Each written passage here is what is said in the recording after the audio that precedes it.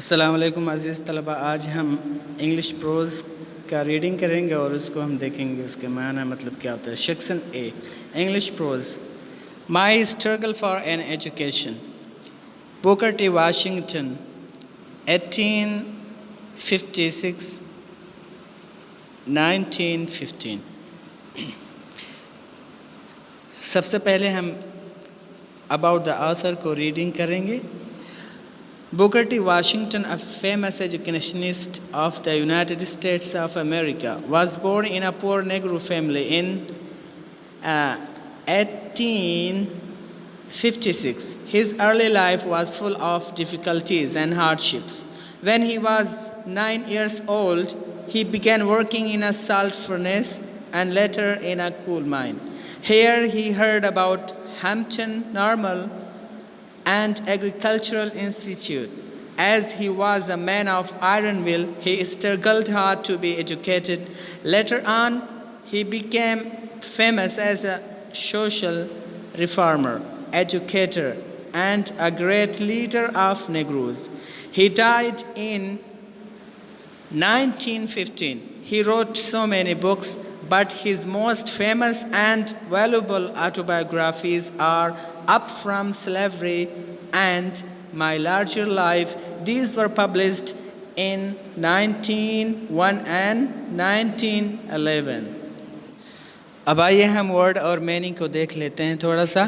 English pros کے معنی ہوتا ہے نثر اور نظم جیسے ہوتا ہے، ویسے انگلش میں نثر کو ہم پروز بولتے ہیں اور پوئٹری کو اور نظم کو ہم پوئٹری بولتے ہیں۔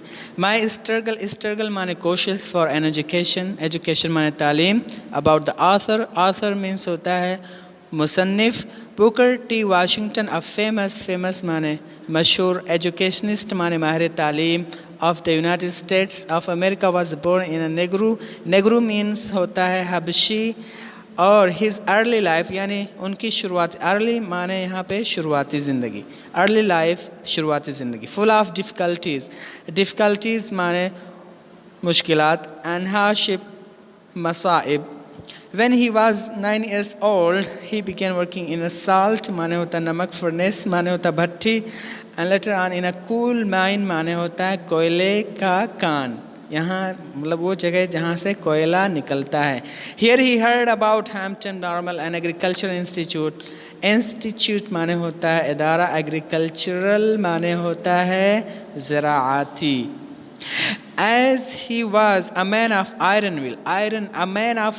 will مانے ہوتا ہے ایسا آدمی جس کی تمنا اور جس کی آرزو لوہے جیسی ہو، جس کو کوئی توڑ نہیں سکتا ہے۔ He struggled یہاں پہ ایز اے ورب استعمال کیا گیا ہے یعنی کوشش کرنا۔ struggle hard مانے سخت کوشش کرنا۔ to be educated مانے تعلیم ہونے کے لیے۔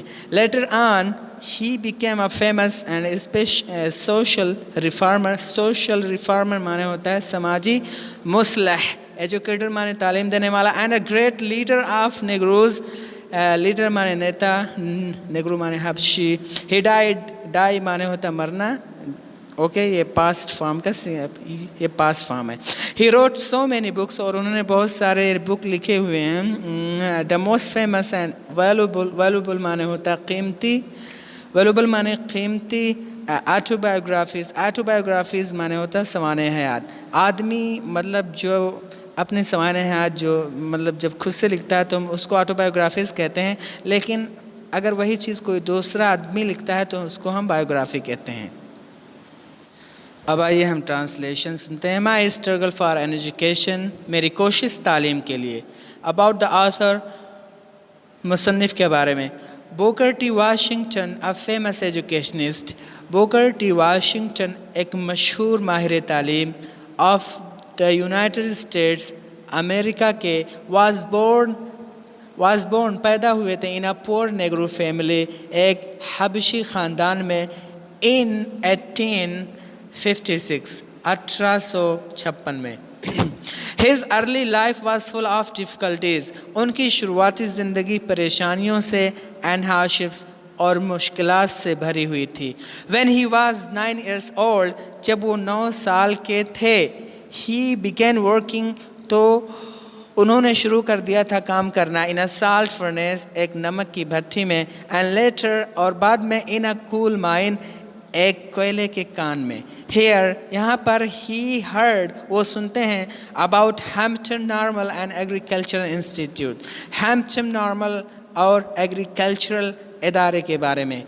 As he was a man of iron مل کیونکہ وہ لوہے کے آرزو والے آدمی تھے یعنی ان کی آرزو لوہے جیسی تھی. ہی اسٹرگلڈ ہارڈ انہوں نے زبردست کوشش کی ٹو بی ایجوکیٹڈ تعلیم یافتہ ہونے کے لیے. لیٹر آن بعد میں ہی بیکیم فیمس وہ مشہور ہوئے ایز اے سوشل ریفارمر ایک سماجی مصلح کے طور پہ. ایجوکیٹر ایک تعلیم دینے والے کے طور پہ.